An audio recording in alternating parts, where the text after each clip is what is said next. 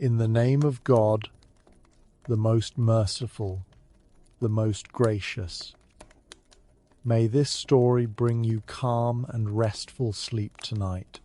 Hey guys, welcome back to Bible Stories for Sleep. It is so lovely to have you here tonight.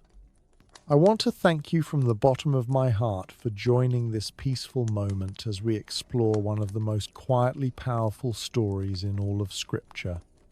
Before we begin, I would be so happy to know where you are listening from.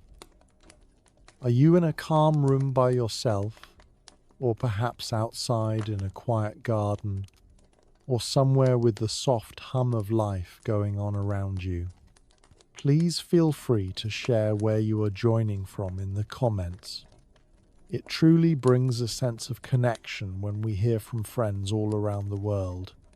And if this kind of storytelling brings peace to your heart, please do like this video and subscribe for more gentle biblical journeys like this one.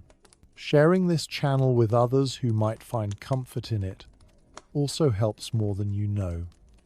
Now we begin our story, drawn from the sacred pages of 2 Kings, chapters 4 and 8. This is the story of the Shunammite woman and the prophet Elisha, a tale filled with kindness, promise, sorrow, hope, and the unwavering faithfulness of God. It is a story that starts not with miracles or battles, but with quiet hospitality and the soft rustle of ordinary life in the hills of ancient Israel. Long ago, in the gentle countryside of the tribal lands of Issachar, there stood a town called Shunem. It was not a city of fame or fortune, but rather a modest village resting under the warm Sunday. The land around it was calm, shaped by rolling fields and the soft rhythm of seasons. In this town lived a woman of noble spirit. Her name is not given in the biblical text, and perhaps that is part of the beauty of her story. She is known simply as the Shunammite woman, and in that title there is quiet dignity. She lived with her husband, a man of age and responsibility. Together, they kept a household marked not by wealth alone, but by wisdom, reverence, and a peaceful order that was respected by those who knew them. The story begins with a journey. Elisha, the prophet of the Lord, often traveled through the land, passing through towns and hillsides as he fulfilled the calling placed upon him. His name was known. He was the successor to Elijah, and he carried the mantle of divine power with humility and strength. The people of Israel knew him as one through whom God worked wonders. One day, as Elisha passed through Shunem, the noble woman saw him and felt moved to act. There was something about his presence that stirred respect in her heart. Not fear or awe in the common sense, but a holy recognition. She invited him to come and eat a meal. This was not done for display or social gain, but out of sincere hospitality. A meal prepared by her own hands, or with the help of those in her house, was placed before the man of God. From that day on, whenever Elisha passed through Shunem, he would stop and rest in the home of this kind and gracious woman.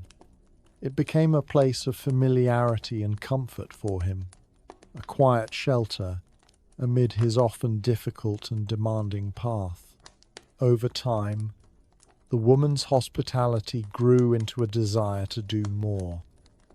She spoke to her husband, saying thoughtfully, "I know that this man who often comes our way is a holy man of God. Let us make a small room for him on the roof and put in it a bed and a table, a chair and a lamp for him. Then he can stay there whenever he comes to us." It was a simple proposal, but one filled with care. A room above the house, open to the sky and set apart from the daily noise, would give the prophet a true place of rest. It was not luxurious, but it was exactly what a man of God needed. It would be private and peaceful, with the essentials thoughtfully placed: a bed to lie upon, a table to study or eat from, a chair for comfort, and a lamp to bring light in the evening hours. They built the room, and the next time Elisha visited, he stayed there. As he lay in the quiet of that space, perhaps feeling the wind pass through the open window, he felt deeply grateful. He spoke to his servant Gehazi and asked him to call the woman. She stood in the doorway, just outside the prophet's quiet chamber, and he said to her, "You have gone to all this trouble for us. Now, what can be done for you? Should we speak to the king on your behalf, or to the commander of the army?" It was an offer filled with possibilities. Elisha was respected by powerful men. He could have secured favor or protection for her. But the woman answered with calm contentment. She said, "I have a home among my own people." She did not ask for anything. She was satisfied with the life she lived and asked for no reward. Her kindness came from the heart, not from desire for recognition. Still, Elisha wished to do something for her. After she left, he turned to Gehazi and asked again, "What can be done for her?" Gehazi, who had observed their lives closely, replied, "She has no son, and her husband is old." Elisha understood immediately. In a world where children were seen as both blessing and security, the absence of a child was a quiet sorrow. Without a son, the family line would not continue, and the woman would be left vulnerable in her old age. Elisha called her again. She came and stood in the doorway, as she had done before. Then the prophet said something extraordinary. "About this time next year, you will hold a son in your arms." It was a promise, spoken with the certainty of divine authority. But the woman's heart recoiled in fear. She said, "No, my lord. Please, man of God, do not mislead your servant." Her response was not one of disbelief, but of deep caution. Perhaps she had once hoped for a child, and had long since let go of that dream.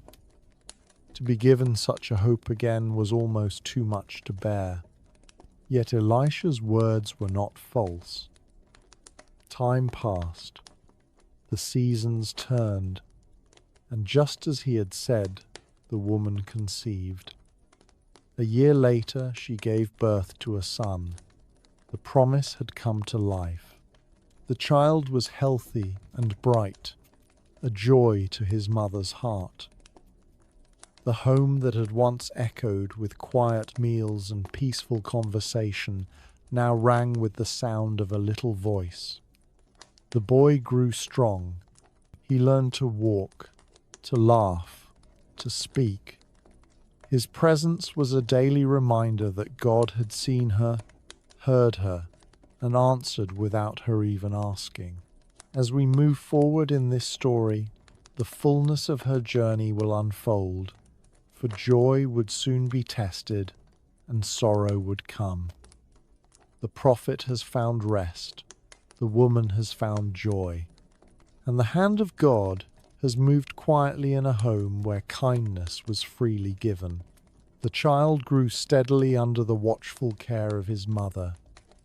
His little hands reached for hers with trust, and his feet began to walk across the familiar ground of their courtyard.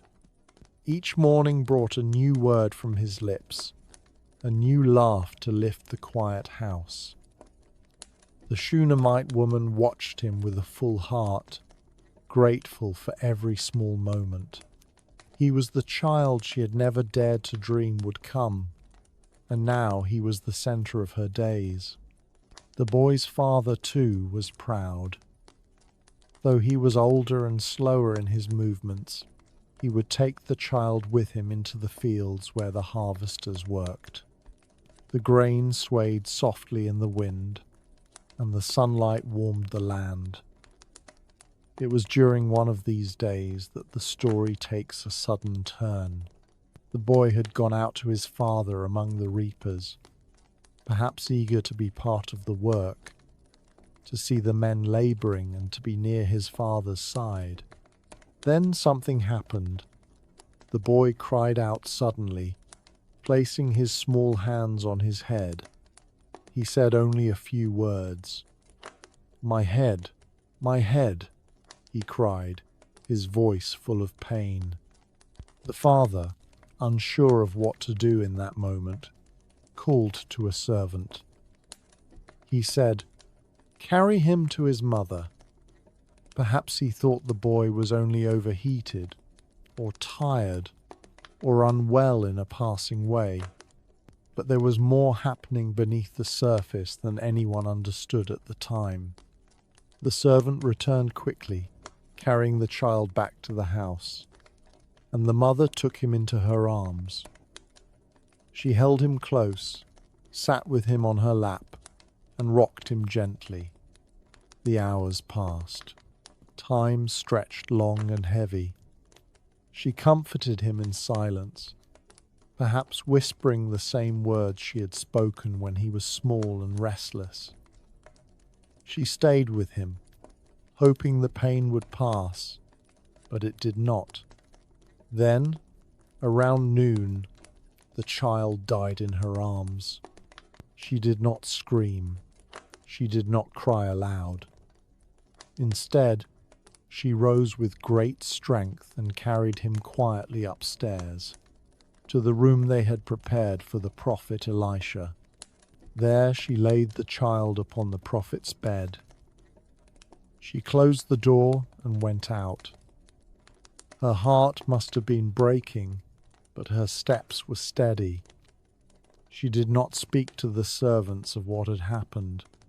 She did not fall apart before her husband. Instead, she called to him and asked for a donkey and a servant so that she could go to the man of God. Her husband was puzzled. "Why go to him today?" he asked. "It is not the new moon or the Sabbath."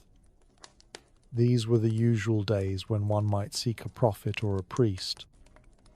But she answered with only a few words. "It is well," she said. She did not explain, she did not accuse, she did not waver. She saddled the donkey and said to the servant, "Lead on. Do not slow down for me unless I tell you."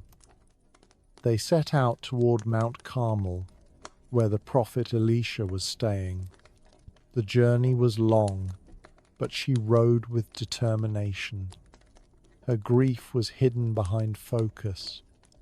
Her silence was filled with hope that the man of God who had given the child might also restore him. When she came into view, Elisha saw her from a distance. He said to Gehazi, "Look, there is the Shunammite." He was surprised to see her, for she had not sent word ahead. Something about her approach seemed urgent. He said to his servant, "Run to meet her and ask, 'Are you all right? Is your husband all right? Is your child all right?'" Gehazi went and asked just as Elisha had told him. But again the woman gave the same quiet reply, "It is well." She would not speak her heart until she stood before the prophet himself. When she reached Elisha, she fell at his feet and held on to them. Gehazi stepped forward to push her away, thinking it improper, but Elisha stopped him. "Leave her alone," he said. "She is in bitter distress, but the Lord has hidden it from me. and has not told me why." Then, through her sorrow, the truth came forward. She said, "Did I ask you for a son, my lord? Did I not say, 'Do not raise my hopes'?" Her words were not spoken in anger, but in deep pain. She had not sought a miracle. She had been content with her life. But when the gift came, it had changed her. Now that the child was gone, the loss pierced deeper than words could express. Elisha heard her and understood. He turned to Gehazi and said, "Tuck your cloak into your belt. Take my staff in your hand and run. Do not greet anyone you meet, and if anyone greets you, do not answer. Lay my staff on the boy's face." Gehazi did as he was told, setting off with haste. But the woman did not rise. She would not leave Elisha. She said, "As surely as the Lord lives and as you live, I will not leave you." Her voice carried resolve. She had come to the prophet himself, and only he could come back with her. So Elisha rose and followed her. The servant, Gehazi, had already reached the house and laid the staff on the child's face, but nothing happened. There was no sound, there was no movement. The child remained still. Gehazi returned to meet them on the road and said, "The boy has not awakened." They continued to the house. When Elisha entered the room, he saw the child lying on his bed, lifeless and still. The prophet went in, closed the door behind him and the mother, and prayed to the Lord. There was no rush in his heart, only solemn faith. He went and lay on the child, mouth to mouth, eyes to eyes, hands to hands. As he stretched himself out upon him, the boy's body grew warm. Elisha turned away and walked back and forth in the room, then again stretched himself out on the child. Suddenly, the boy sneezed 7 times and opened his eyes. Life had returned. The breath of heaven had filled the child once more. Elisha called to Gehazi and said, "Call the Shunammite." She came, and when she entered, Elisha said, "Take your son." She fell at his feet and bowed to the ground. Then she took her child in her arms and went out. The joy that must have filled her heart cannot be measured. Her faith had been answered. The boy she had once held in her lap, the boy who had died in her arms, was now alive again. No loud proclamation had been made. No grand stage had been set. But in the quiet of her home, in the room she had built with love, God had performed a miracle. This was not the end of her story. Years later, a famine came upon the land. Elisha, still caring for her well-being, warned her ahead of time. He told her to leave the land and stay wherever she could for 7 years, for the famine would be severe. She obeyed the word of the prophet and left with her household to dwell in a foreign land. For 7 long years, she lived far from her home, waiting for the day she could return. When the time came, she went to appeal to the king for the return of her house and land. As she approached, something remarkable occurred. The king was speaking with Gehazi, the servant of Elisha, and he had just asked him to recount all the great things Elisha had done. As Gehazi spoke of the miracle of the boy who was raised to life, the Shunammite woman walked in, just at that moment, to make her appeal. Gehazi cried out, "This is the woman, my lord the king, and this is her son whom Elisha restored to life." The king was amazed. He asked the woman to confirm the story, and she did. Then he assigned an official to her case and said, "Give back everything that belonged to her, including all the income from her land from the day she left until now." Her home was restored. Her land was returned. Everything she had left behind was given back to her in full. Once more she experienced the faithful hand of God guiding her life with quiet power. The story of the Shunammite woman stands apart in the scriptures for many reasons, but perhaps none so deeply as her unwavering courage and calm. She was a woman who never raised her voice, never issued complaints, and never demanded attention.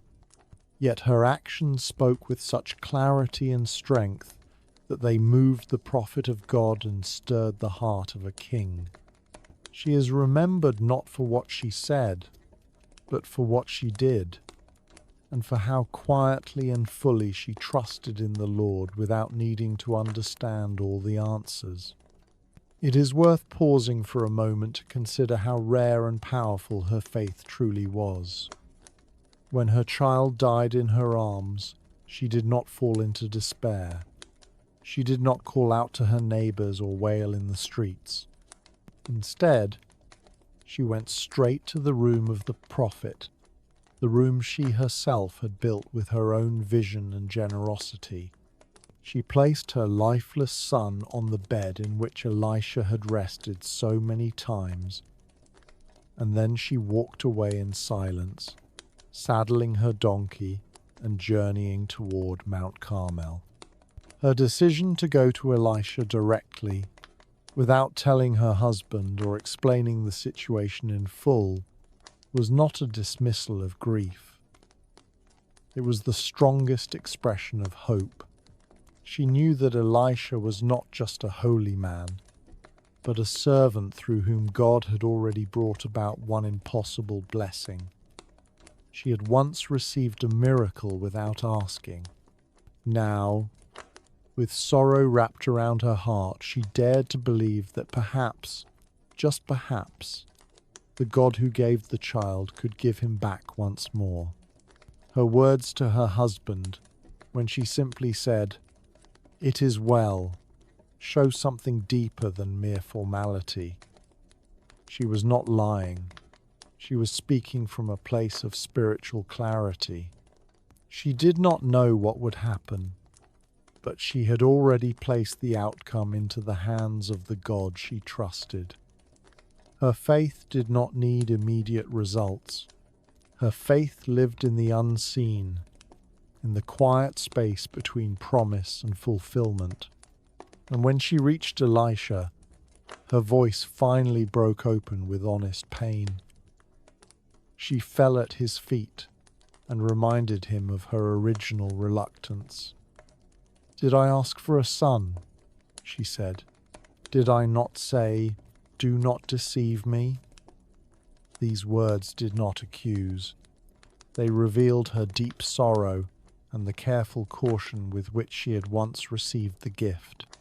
She had not sought a child because she feared the weight of that longing being stirred only to be disappointed. Yet now she had lost the very thing she had protected her heart against hoping for. Her grief was real, but so was her faith. She had not come to Elisha with bitterness. She had come with hope. Even in her sorrow, she had not turned away. She had come forward, carrying all her pain in search of healing. Elisha, too, showed something remarkable in this moment.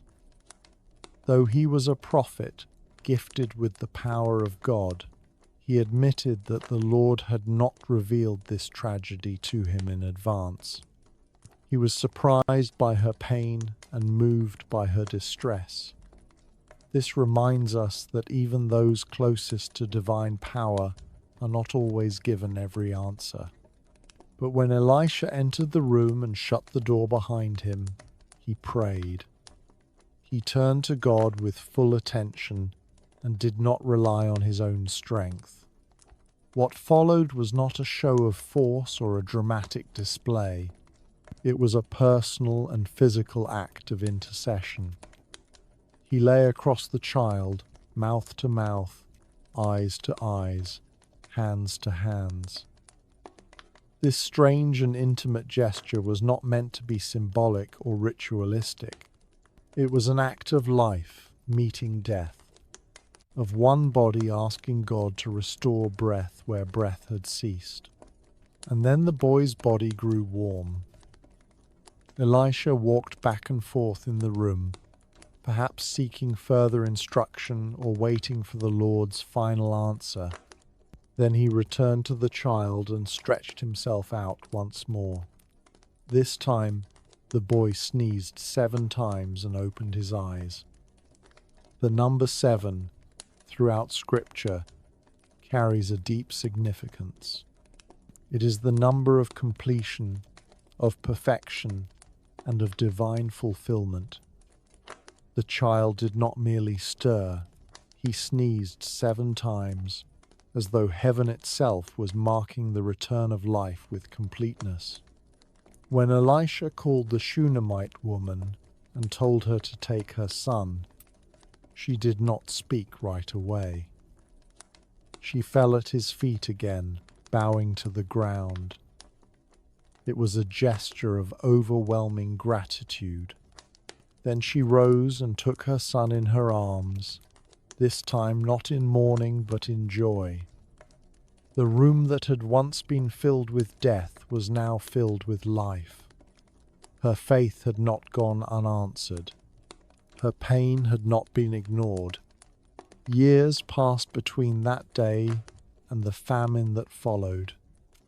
But during all that time, the woman must have remembered what had happened in that upper room. She had seen the power of God with her own eyes. So when Elisha came to her again and warned her of the coming hardship, she listened. He told her to leave and to stay in a foreign land for 7 years. This would not have been easy. To leave behind one's home, land, and inheritance was to risk everything, but she obeyed. The one who had trusted God with her son now trusted him with her future. She and her household left their land and stayed wherever they could.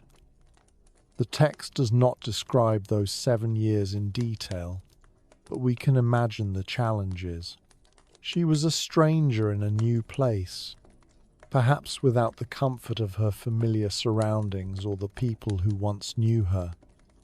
Yet when the famine ended, she did not remain in exile. She returned with purpose and came before the king to ask for her land to be restored. In another remarkable moment of divine timing, the king was speaking with Gehazi at that very hour. Gehazi was telling him the story of how Elisha had restored a child to life. Just as he was speaking those words, the woman arrived with her son, the very child of the story, now fully grown and living testimony of the miracle. The timing was not accidental. It was a divine appointment. When the king saw her and heard her story for himself, he immediately assigned an official to ensure that everything she had lost would be returned. Not only was her land restored, but also all the income it had produced during the 7 years she had been away. Her obedience, her faith, and her unshakable trust in the words of the prophet had led her from loss to restoration, not once but twice. First, she had lost her son and received him back from death. Then, she had lost her land and received it back in full, including all it had produced in her absence.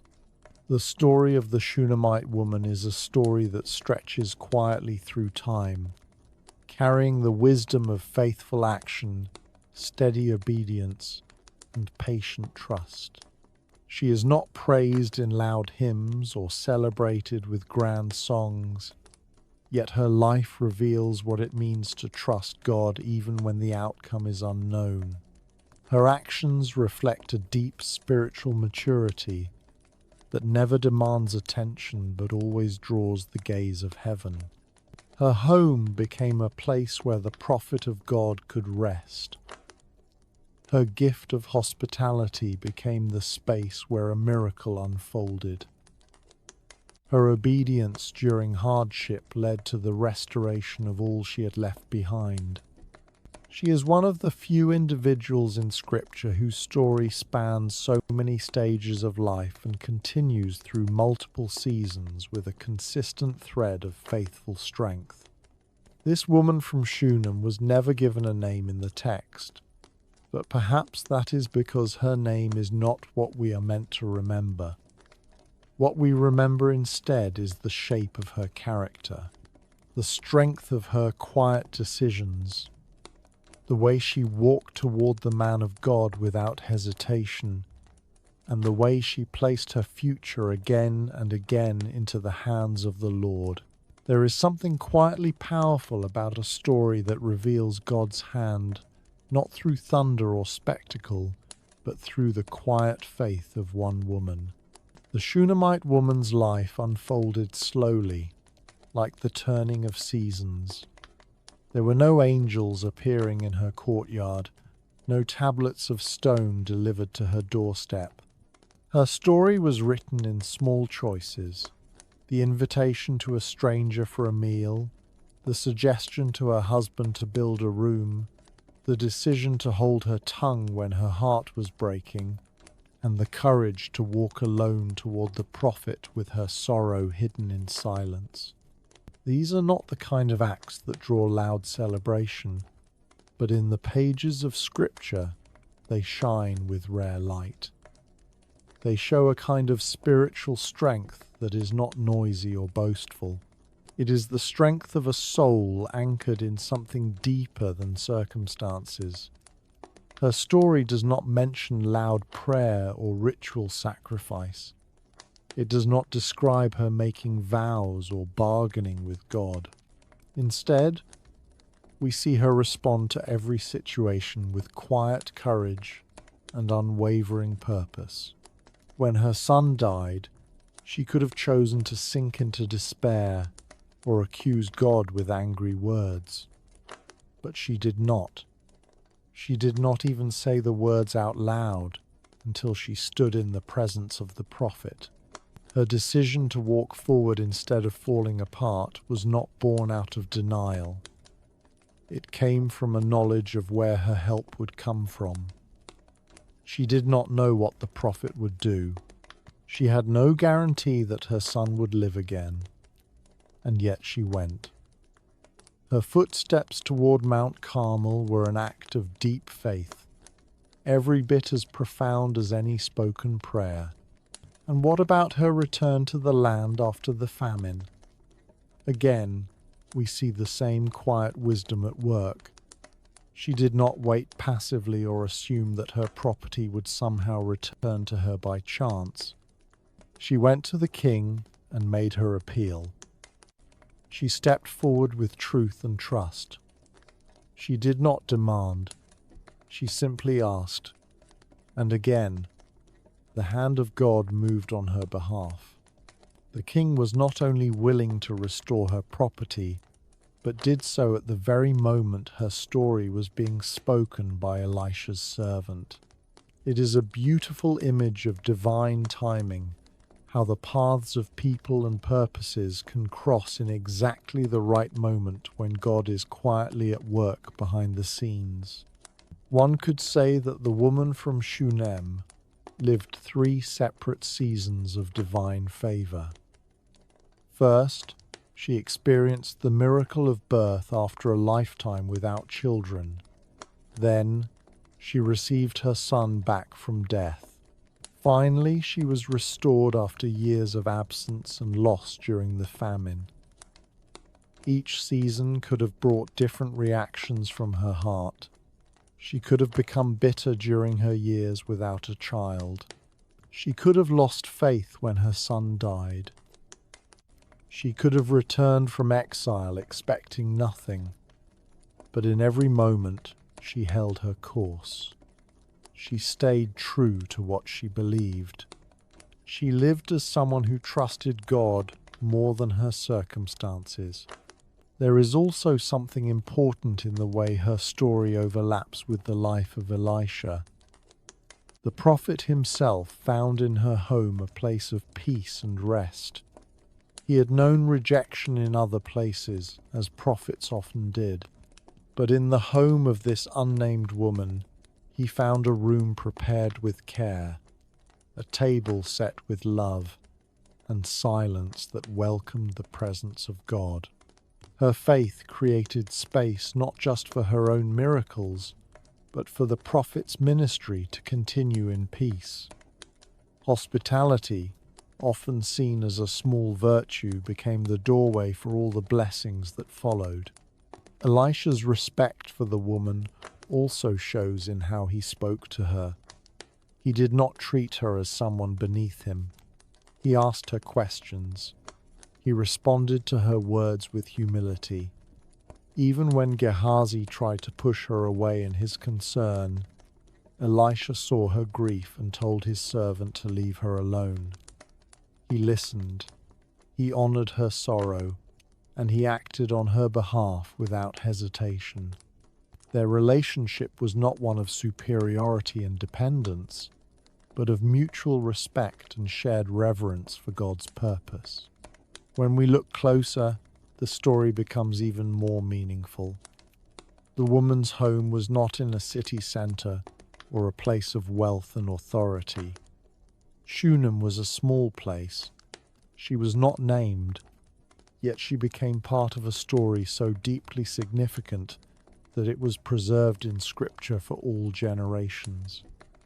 Her legacy is not built on fame, it is built on faith. And because of that, she stands in Scripture not as a background figure, but as a model of spiritual strength. There is something eternal in the way her story is told. It does not end with her receiving blessings and disappearing. Her presence is felt throughout a long span of time. She appears in moments of giving, moments of grief, and moments of restoration. She is present during miracles and absent during famine, only to return again in God's perfect timing. Her life has a rhythm that echoes the life of every person who has ever waited through seasons of loss and held on for seasons of hope. This is what makes her story so profound. She lived a life of patient hope. She gave without asking. She believed without demanding. And she received what only God could give. For the readers and hearers of her story, there is a quiet invitation. It is not a loud command or a dramatic challenge. It is the soft example of someone who lived with open hands and steady heart. She shows us that you can be wise and gentle, strong and silent, brave and tender, all at the same time. You can weep in private and walk in public with calm determination. You can lose everything and still act with grace. You can return to your homeland after years of wandering and find that God has not forgotten you, even when everyone else has moved on. In this, the Shunammite woman becomes a kind of mirror for the soul. She reminds us of what faith can look like when it is lived without seeking reward. Her faith did not shout, but it moved mountains. Her hands did not command armies, but they built a room where the presence of God would dwell. Her voice was not recorded in songs, but her story remains in the sacred pages of Scripture, still speaking, still shining with quiet strength. The room that the woman from Shunem built for Elisha was not large. It had a bed, a table, a chair, and a lamp. These details are small, yet their mention in Scripture is deliberate. Each object served a purpose. The bed gave rest. The table provided a place for thought or for meals.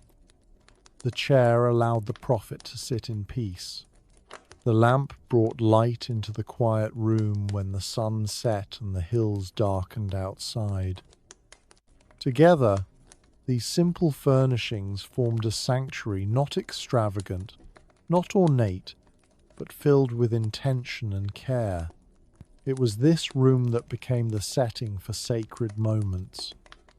The prophet rested there, he prayed there, and in time, it was the room where a child would be promised, and where the same child would later be laid in silence after his breath left him.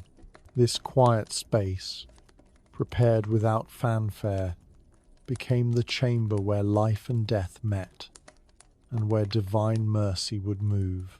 There is something beautiful in how the room was built before the child came.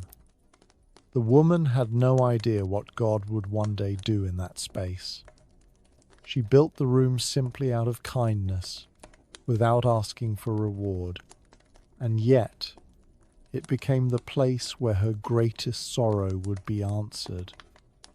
Her generosity prepared the ground for a miracle that had not yet been spoken. This is one of the mysteries of faith, how often we plant seeds without knowing what they will grow into. The woman built a room for a prophet to rest, but in doing so, she built a space where resurrection would one day take place. She offered a table and a lamp, not knowing that one day she would return to this same space with her child cradled in her arms, praying without words that life would return. The simple room on the wall became a place where heaven met earth, where a mother's faith and a prophet's prayer would reach toward the heart of God. In her actions, we see a deep understanding that holiness often begins with hospitality. She did not perform public rituals. She did not seek to impress the neighbors. She opened her home quietly, making space for God's servant. And in that quiet hospitality, she welcomed something greater than she ever imagined. Years passed between the building of the room and the child's birth, and more years passed between the miracle and the famine that drove her away from the land. But in each season, the woman remained steadfast. Her story never rushes. It flows with the slow rhythm of a life lived close to God's purpose. She does not hurry, and she does not hesitate. Her decisions are clear, thoughtful, and strong. When she walked to Mount Carmel after her child's death, it was not in panic. She walked with determination. When Elisha's servant asked her if everything was well, she said that all was well. These words did not come from denial, but from a heart that trusted God even in the darkest moment. She had not yet seen the miracle, but she believed it was still possible. Elisha followed her back to Shunem. The walk from Carmel was not short. It would have taken time. But the woman did not rush the prophet. She did not cry out for instant answers. She led him home with quiet resolve, and when he entered the room, he shut the door and prayed. The scene in the upper room is solemn and holy. The child lay still. Elisha stretched himself upon the boy, praying and seeking the Lord. The text does not describe loud commands or dramatic gestures. It shows a slow and sacred process. Warmth returned to the child. Breath returned. Life was restored. And the mother came up to receive her son, not with loud celebration, but with quiet reverence. She bowed before the prophet and took her child in her arms.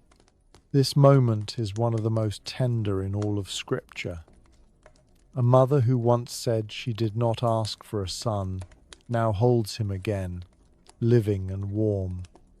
A child who was once silent now breathes again.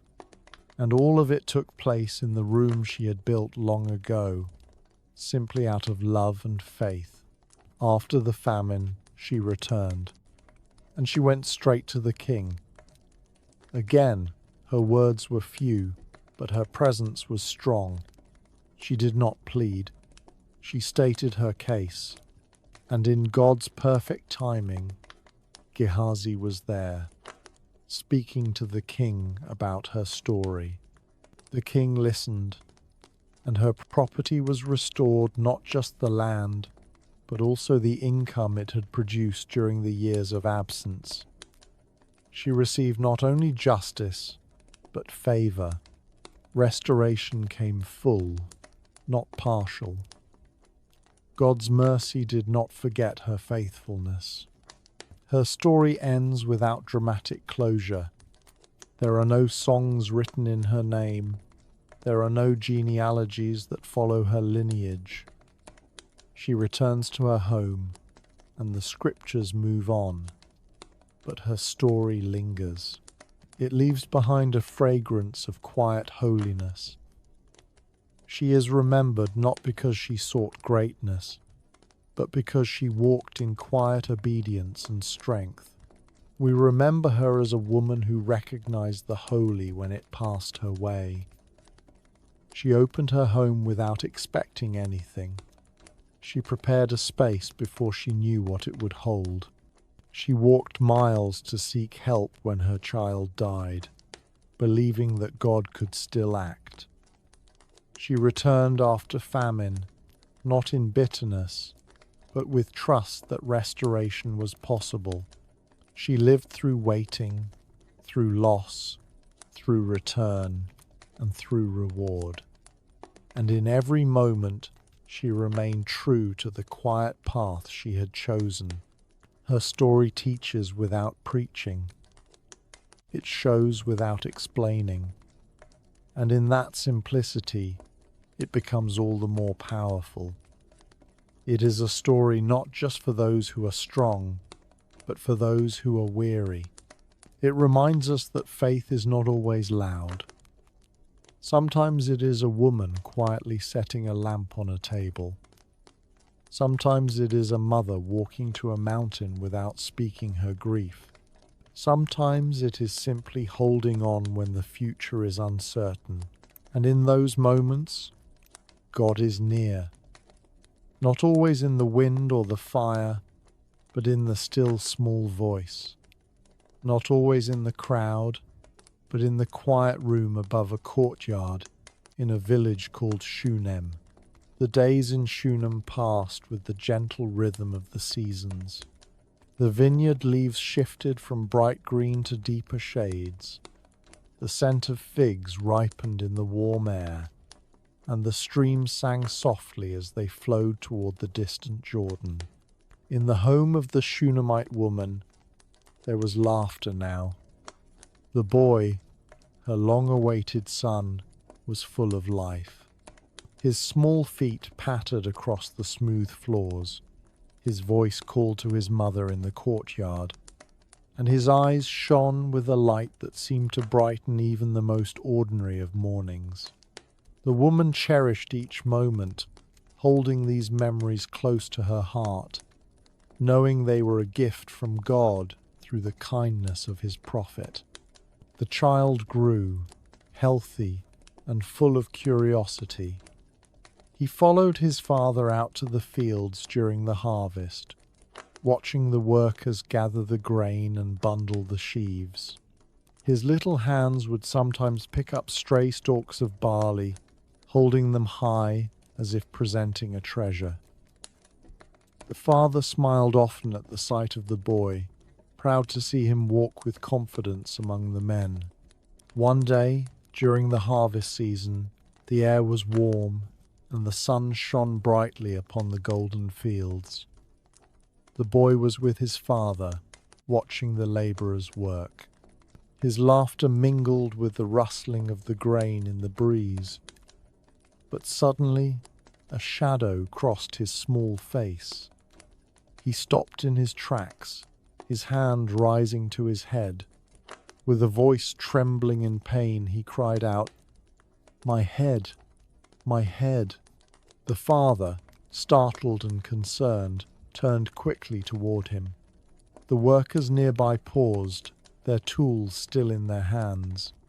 The father called to one of the servants, his voice urgent but steady, "Carry him to his mother." At once, the servant lifted the boy in his arms and began to hurry back toward the house. The father watched, worry tightening in his chest, but he remained to oversee the work, perhaps thinking it was a passing ailment that rest could ease. Inside the cool shade of the home, the servant placed the boy in his mother's lap. She looked into his eyes and felt a pang of fear at the pain she saw there. She held him close, smoothing his hair, whispering soothing words, and hoping the comfort of her presence would help. She stayed with him, her arms wrapped around him, her heart steady but her mind alert to every sign of his distress. The hours passed slowly.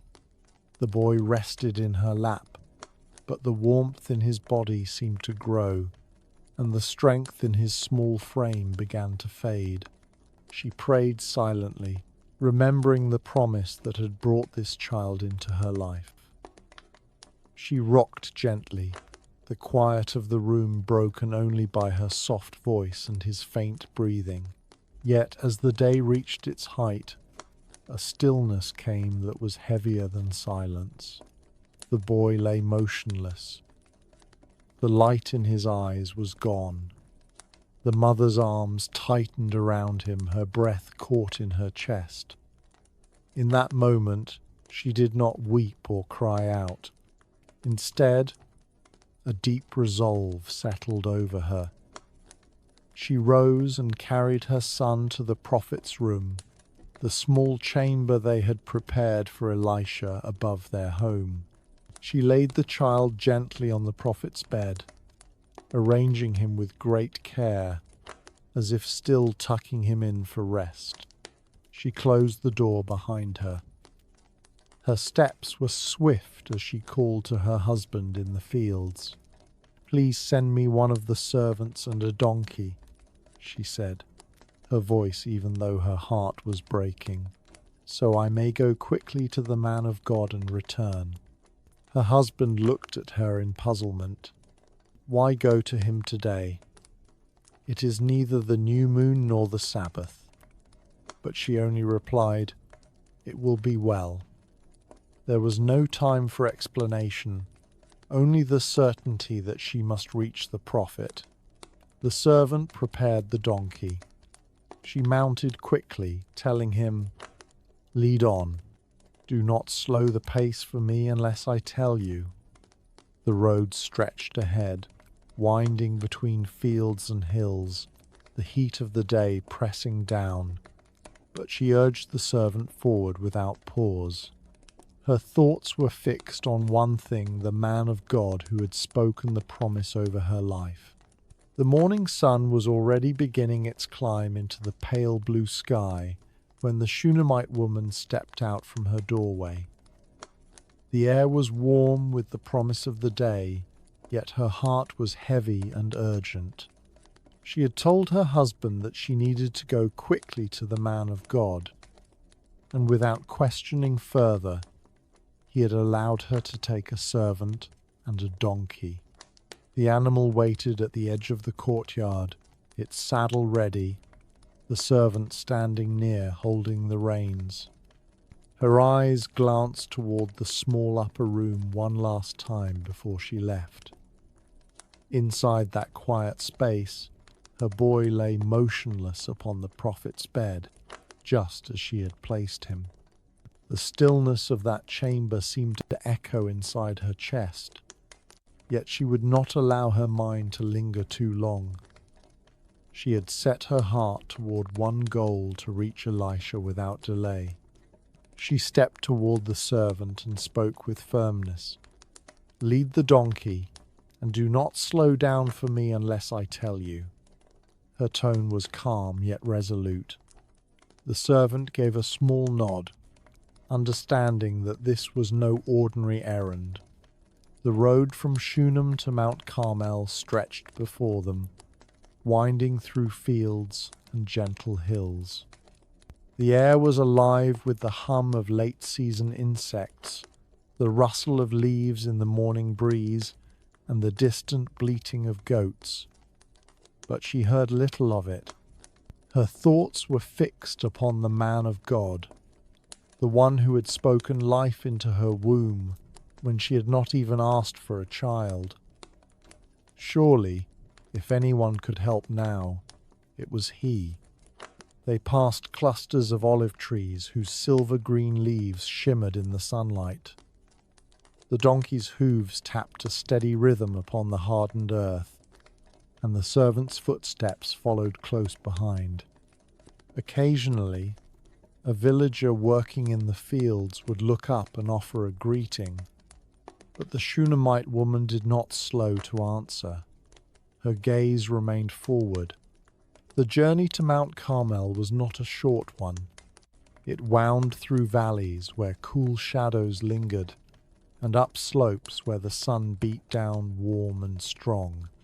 She leaned slightly forward on the donkey, urging it onward.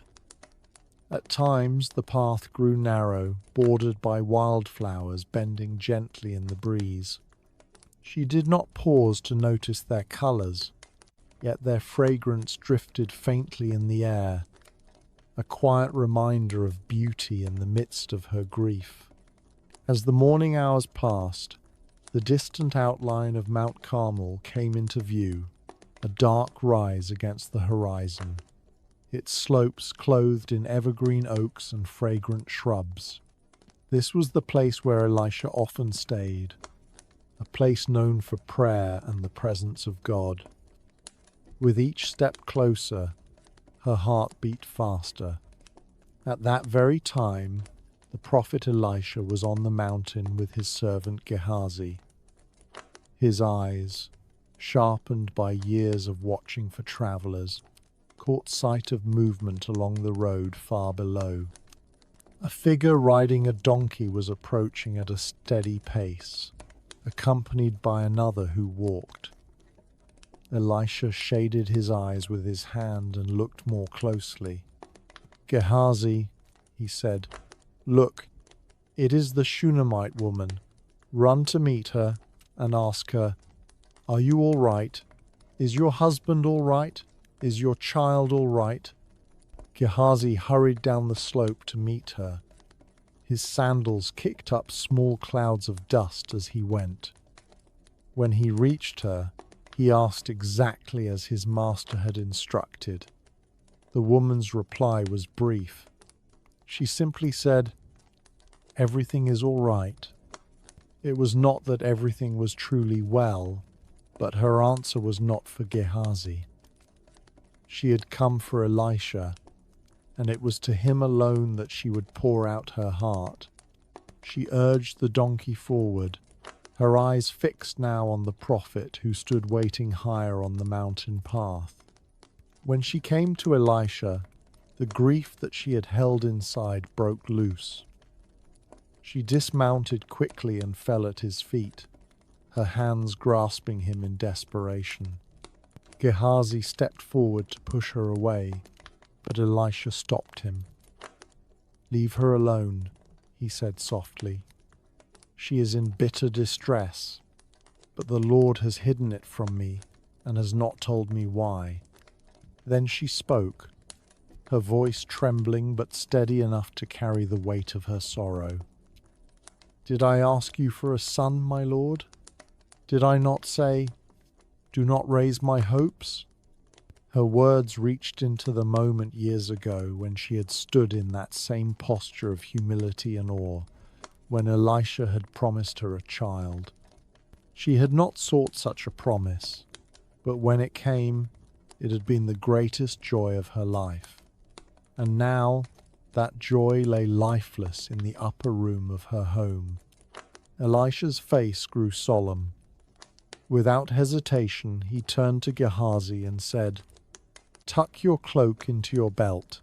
Take my staff in your hand and run. Do not greet anyone you meet, and if anyone greets you, do not answer. Lay my staff on the boy's face."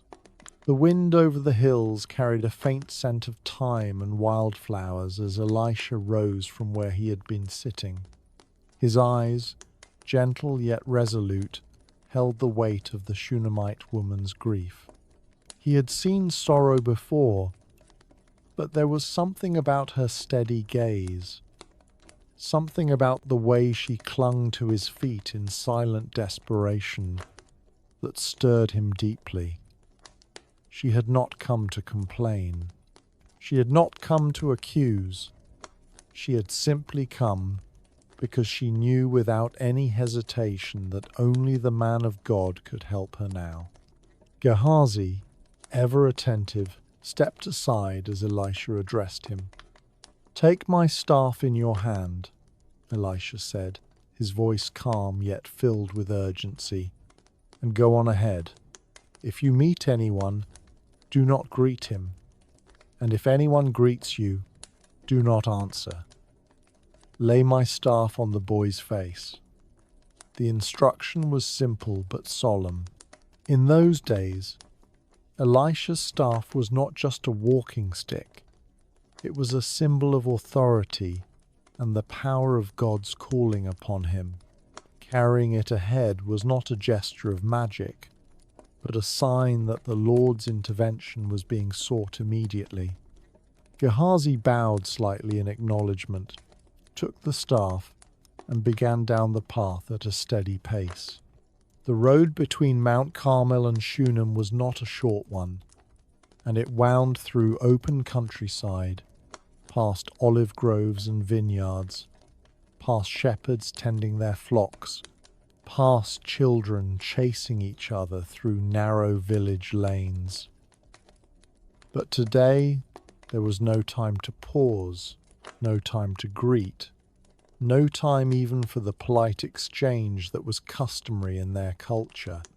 Gehazi moved with quiet determination, gripping the staff tightly, his mind focused on his mission.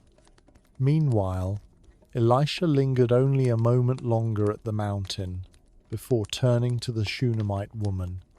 "As the Lord lives, and as you live," she had already told him, "I will not leave you." And so he did not try to send her away. He simply nodded and began walking alongside her, their pace steady and deliberate. She said little as they walked, but her steps did not falter. The sun arched slowly toward the west, casting long shadows across the fields, yet still they pressed forward. The journey was not merely a physical one. Every step seemed to carry a weight of prayer. Elisha's lips moved silently at times, his thoughts lifted to the one who had called him to serve. The Shunammite woman's heart, though heavy, was fixed on the hope that somehow, by the time they reached her home, her son's life could be restored. She had not gone to friends or neighbors for help. She had not stopped to gather others to plead with her. She had gone directly to the prophet. Her faith was unwavering, even in the face of the most devastating loss a mother could endure. By the time they approached the familiar vineyards that marked the outer edges of Shunem, the sky had begun to deepen in color, a golden light washing over the ripened grain. Somewhere in the distance, a dog barked and a shepherd called to his sheep. Life in the village went on as always, but for these two travelers, the world seemed narrowed to a single room in a single house, where a silent boy lay on a prophet's bed. When they reached the house, Gehazi was already there, waiting. His expression told the story before his words did. "The boy has not awakened," he said quietly. The staff had been laid upon the child's face as Elisha instructed, but there had been no sign of breath, no warmth, no stirring. Elisha said nothing in haste. He entered the room where the boy lay, still and silent. The shutters were partly open, and a gentle breeze moved the curtain just slightly. Everything in the room was as the Shunammite woman had left it. The boy's small hands were at his sides, his face calm in death. The staff lay across him, a silent testimony to Gehazi's obedience, closing the door behind him so that only he and the boy were inside. Elisha prayed. He did not rush into action, for he knew that life and death were in the hands of the Lord alone. The stillness in that upper room was deep, and yet Elisha felt the presence of the Almighty near. Elisha had sent everyone out of the room. The chamber was still, holding the scent of oil and the quiet memory of the meals the Shunammite woman had once prepared for him. The late afternoon light fell across the small bed where the child lay, motionless, as though wrapped in a deep and endless sleep. Outside, a distant breeze stirred in the branches, and somewhere in the fields a bird called. But in this room, there was only the hushed sound of the prophet's own breathing. Elisha moved closer to the bed. His eyes took in every detail of the boy's still form, the small hands resting at his sides, the pale cheeks that had once been full of laughter, the chest that no longer rose or fell. There was a deep compassion in Elisha's heart. He remembered the joy on the Shunammite woman's face when the child was first promised to her, the tears of happiness she had shed when he was born, and the kindness she had shown to him, the servant of the Lord, without asking for anything in return. This was not merely a child lying lifeless before him. This was a gift of God, a living answer to a woman's deepest longing, and Elisha felt the weight of the moment. He prayed quietly, his words a steady, gentle appeal to the Lord who gives life and takes it away. He asked for mercy, for the breath of the Almighty to return, for the boy to open his eyes once more. He stretched himself over the child, placing his mouth upon the child's mouth, his eyes upon the child's eyes, and his hands upon the child's hands. It was an intimate, earnest act, not of magic, but of deep faith, symbolizing the prophet's identification with the boy, pouring his own warmth and life into the lifeless form. For a long moment, nothing changed. The room seemed to hold its breath. But then, Elisha felt a faint warmth begin to return to the child's body. It was as if a hidden ember had been stirred deep within, glowing quietly where moments before there had been only coldness. Elisha rose and began to walk back and forth across the room, continuing to pray, his heart fixed on the one who alone could give life. His footsteps were slow, deliberate, as though each one marked another petition lifted heavenward. Then he returned to the bed and once again stretched himself upon the child. This time the warmth grew stronger. The boy's skin no longer felt so cold.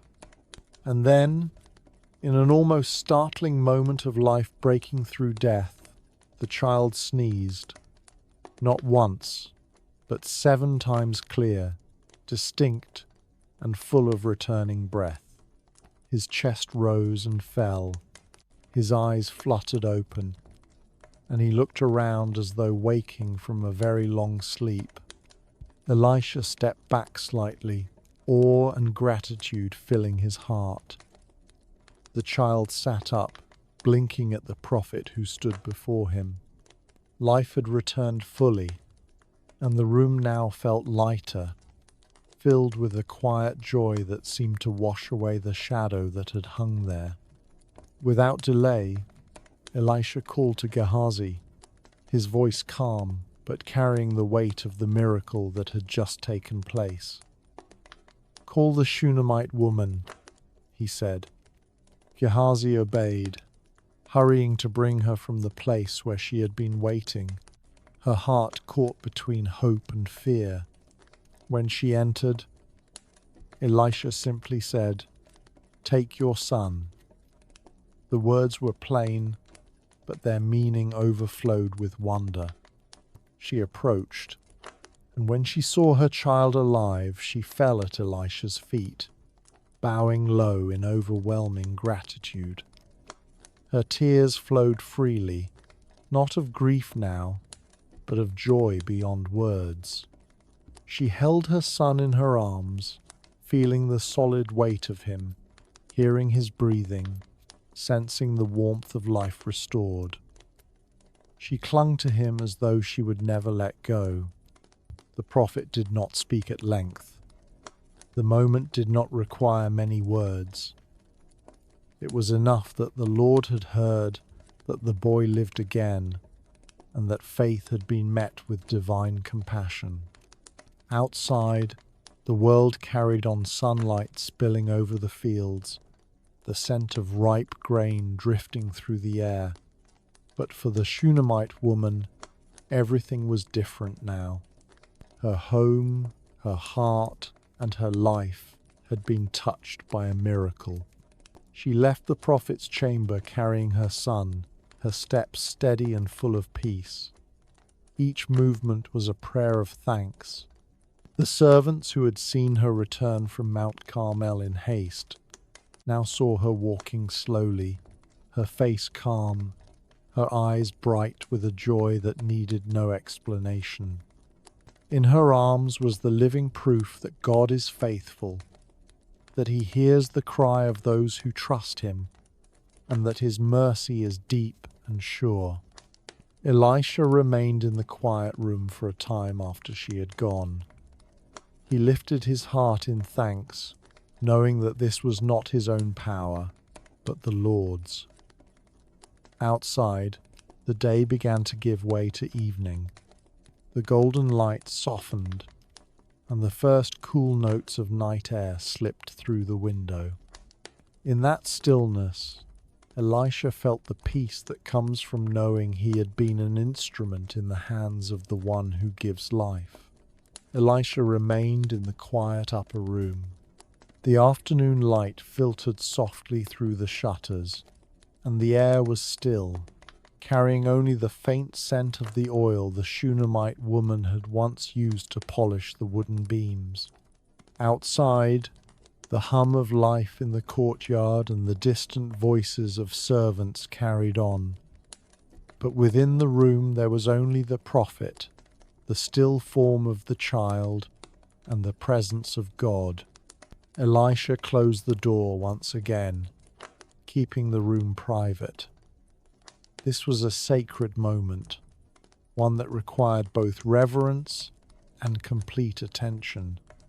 He began to pray earnestly to the Lord, speaking not with hurried words, but with the slow, heartfelt plea of a man who knew that life and death rested in the hands of the Almighty. His voice was low, and his heart was steady in faith, for he had seen the power of God work wonders before, yet each time it was a fresh dependence upon His will. Then Elisha did as before. He stretched himself over the child, mouth to mouth, eyes to eyes, hands to hands, and the body of the child began to grow warmer. This warmth was not the heat of the day, but the gentle returning of life. Still, the boy did not open his eyes. Elisha rose and walked back and forth in the house, perhaps in prayerful thought, seeking the next step. Then he returned once again to the room and stretched himself over the child a second time. This time, something remarkable happened. The boy sneezed once, and then again, until he had sneezed 7 times. At the 7th sneeze, his eyes opened wide, as if waking from a deep sleep. His chest rose with breath, and his gaze began to focus on the world around him. The stillness of death had been replaced by the rhythm of life, and the room was no longer a place of mourning but of divine restoration. Elisha called to Gehazi from the doorway. His voice, once heavy with the weight of urgency, now carried the calm assurance of a miracle completed. "Call the Shunammite," he said. Gehazi hurried away and soon returned with the woman. Her steps were swift but measured, her heart pounding with a mix of hope and dread. She had left her son lifeless on that very bed earlier in the day, and now she entered the room with eyes wide, searching for the truth. Elisha looked at her and said the words that would forever be etched into her memory. "Take your son." She crossed the threshold and saw him sitting up. His small hands moved, his face was full of colour, and his eyes sparkled with the vitality she had feared was lost forever. For a moment she could not move. The sight before her was overwhelming. Then, overcome with gratitude, she fell at Elisha's feet, bowing low to the ground. She stayed there for a breath longer than needed, her posture expressing the depth of her thankfulness to both the man of God and the God who had heard her cry. She then rose and gathered her son into her arms. His head rested on her shoulder, and she could feel the warmth of his body and the gentle rise and fall of his breathing. It was the embrace of life returned, of a bond that had been tested by the shadow of death and proven unbreakable.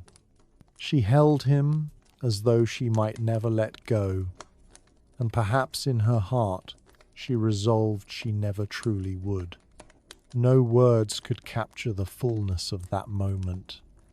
Outside, the courtyard was bathed in golden light, and the ordinary sounds of daily life in Shunem carried on, unaware that within these walls heaven's mercy had touched earth once again. The Shunammite woman's faith had not been misplaced. Her long journey to Mount Carmel, her refusal to leave the prophet's side, and her unshakable trust in the Lord had led to this moment. Elisha watched quietly. His role was complete, yet he knew it was not his power that had brought the boy back. It was the Lord's compassion, working through faith and obedience.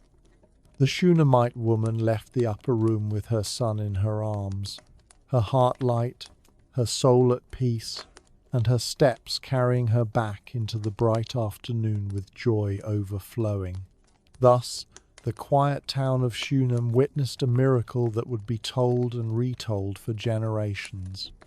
The upper room would forever be remembered not only as a place of rest for the prophet, but also as the chamber where life was restored. The bond between the woman and the prophet was no longer simply one of kindness and hospitality. It was now sealed by a shared moment when the impossible had been made possible by the power of God. The little room on the roof was still and quiet. The sunlight outside had shifted toward the soft golden tones of late afternoon, casting a gentle glow through the small window. The Shunammite woman stood close to the doorway, her breath held as Elisha began to pray once more over the still form of her son. The air in the room seemed almost suspended in time, as if all creation waited to see what the Lord would do. Elisha knelt again beside the boy's bed. His voice was low, almost a whisper, as he spoke to God, the same God who had given this child as a gift years before. He prayed, not only for life to return, but for complete restoration, that the boy would rise in full strength as if the shadow of death had never touched him. The Shunammite woman clasped her hands tightly together, her eyes fixed upon the prophet. She did not dare interrupt, nor even step closer. Every fibre of her being was concentrated on hope. She had travelled miles with that hope, refused to speak of anything but that hope. And now she stood in the presence of the man through whom God had performed wonders before.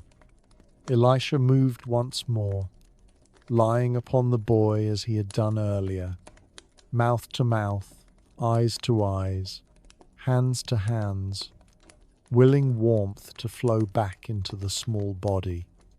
The room was silent, except for the faint creak of the bed under the prophet's weight. Slowly, almost imperceptibly at first, there was a change.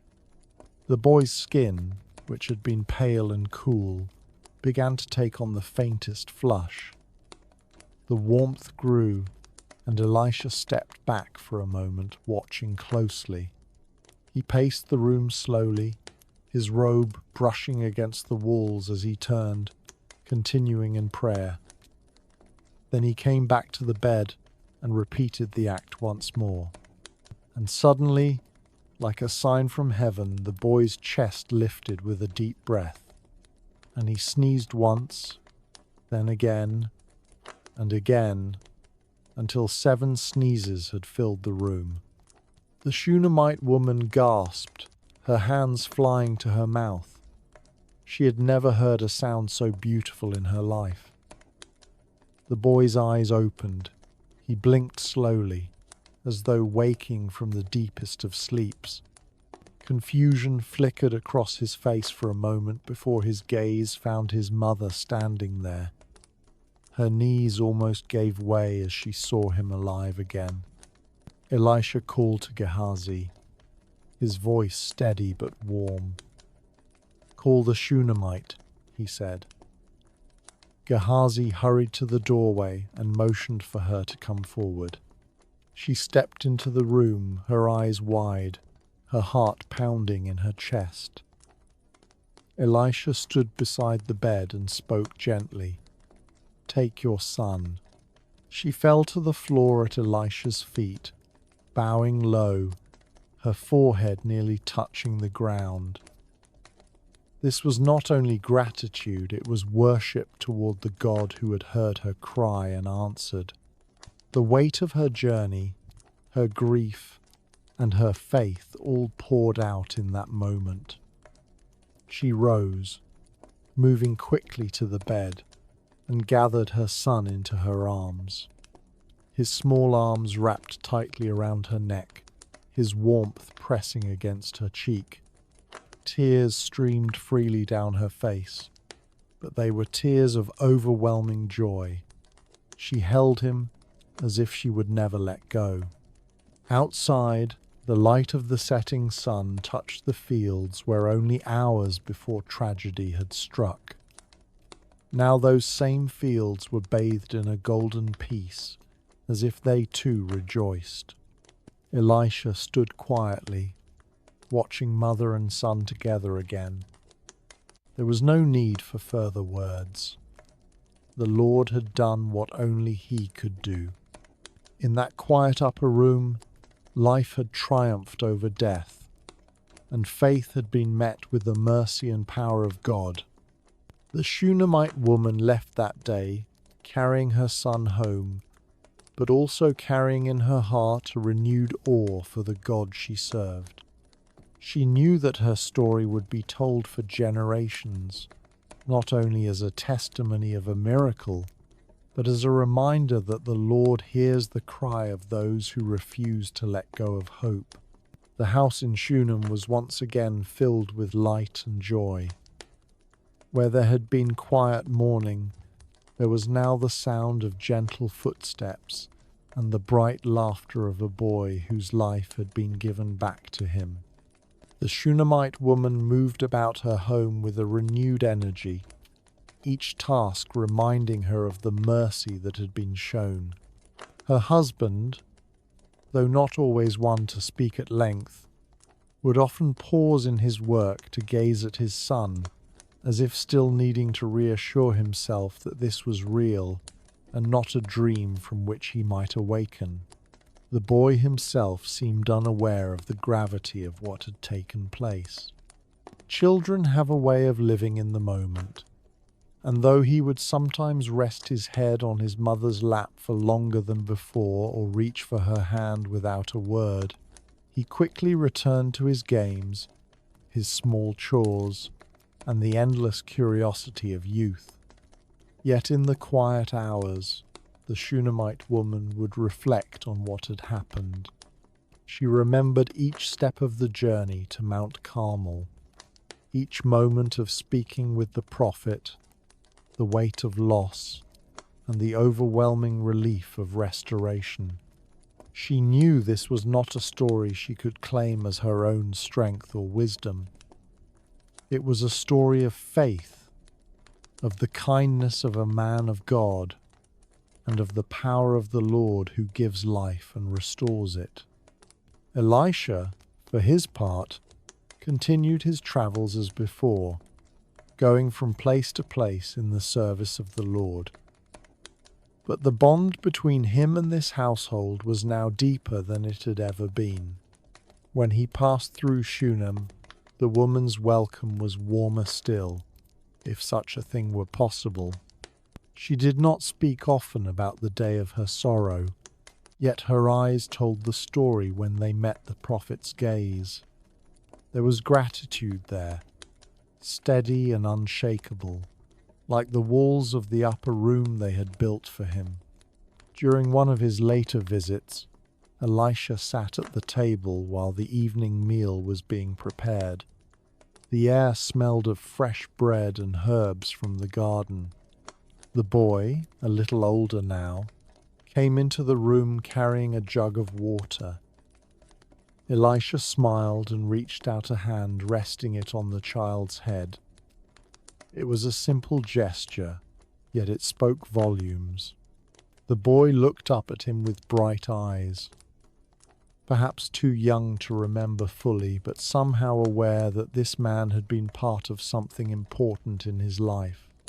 In the days following, the prophet spoke to the woman with quiet urgency.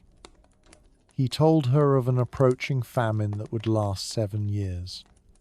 The counsel was not given to all, but he cared for this family and did not wish them to be caught unprepared.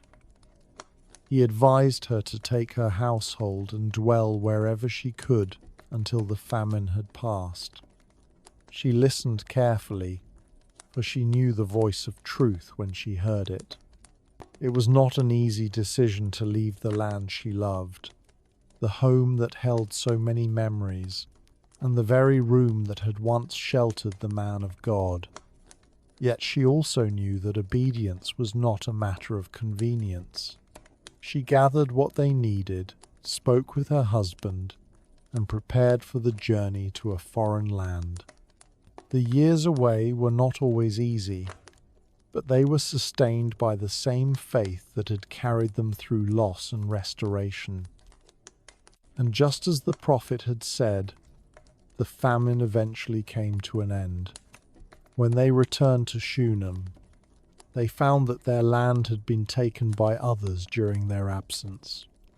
The woman did not despair.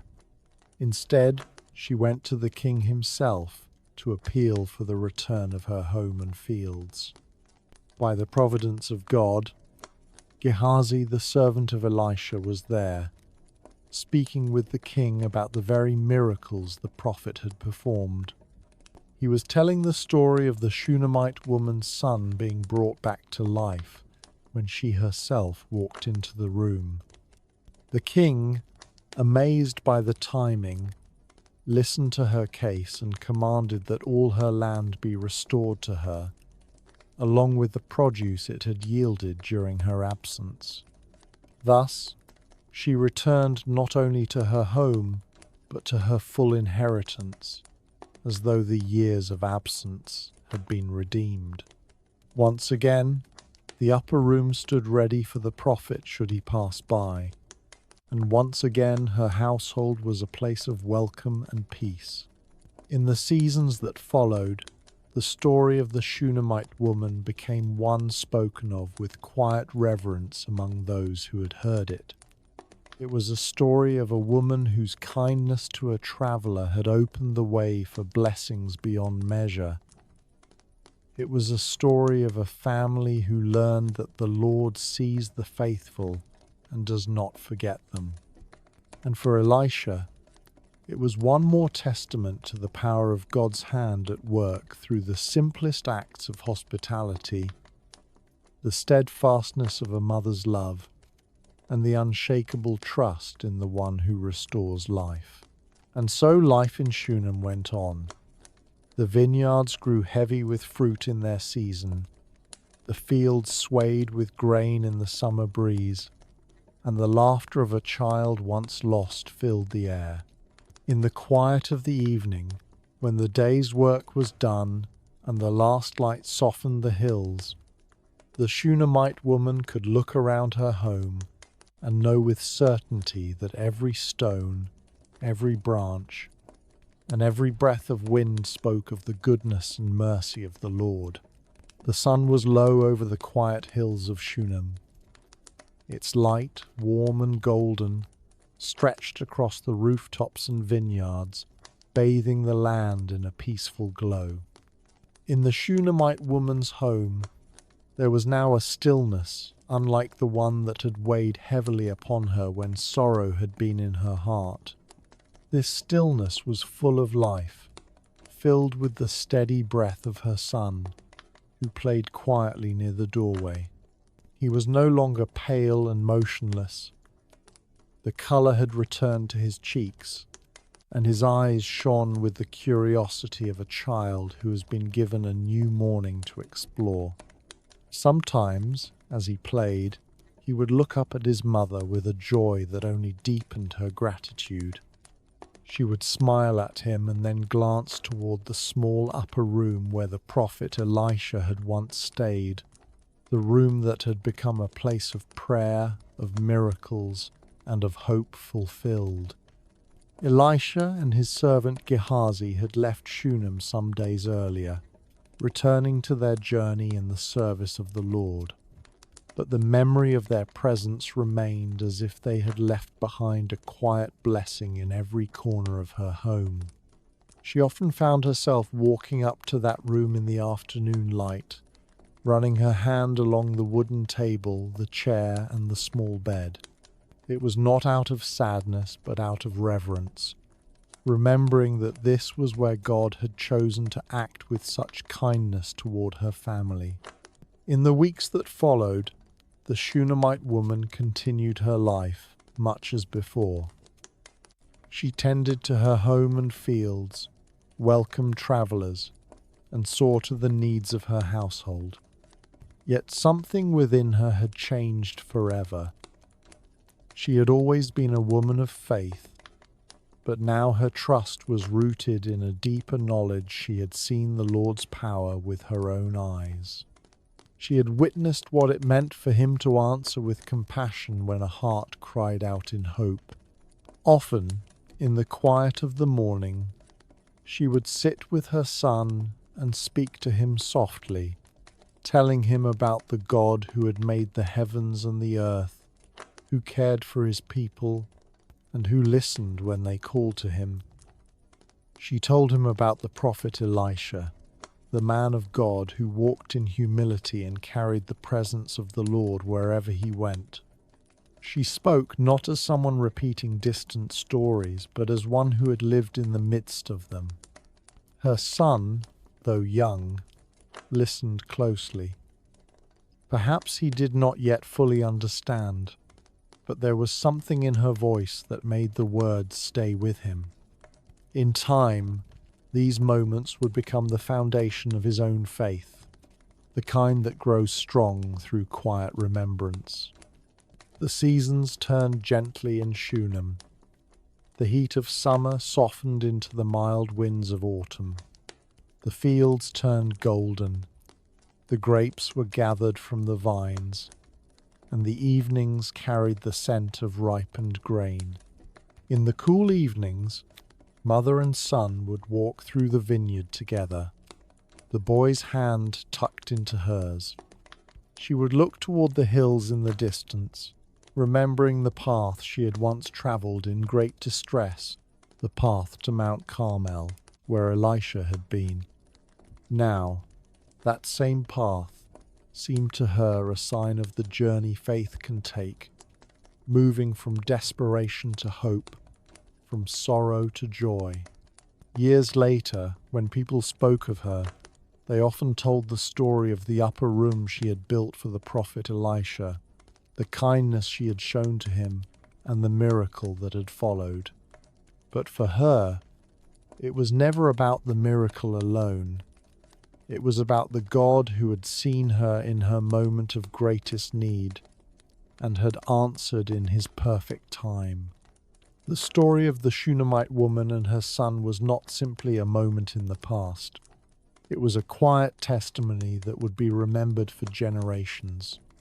Her life had become an open page upon which the Lord had written his goodness. And each morning, as the sun rose over the hills and filled her home with light, she knew that his presence was still with them. She did not know all that the future would hold. She only knew that the same God who had given her the gift of her son would be faithful in all things. So she continued her days in peace, her heart anchored in gratitude, her steps steady in the assurance that the Lord was her refuge and her joy. And thus, in the gentle rhythm of life in Shunem, the story rested not in an ending but in a lasting truth. A truth that the God who works wonders in the hearts of those who trust him is the same yesterday, today, and forever. My dear friends, thank you for joining me on this peaceful journey through the story of the Shunammite woman and the prophet Elisha. It has been such a blessing to walk slowly through each moment together, feeling the faith, hope, and kindness that filled her life. I hope this time has brought you comfort, calm, and a deeper sense of peace. May your heart be light, may your spirit be calm, and may you carry the peace of this story with you always. Good night, and may you be blessed until we meet again.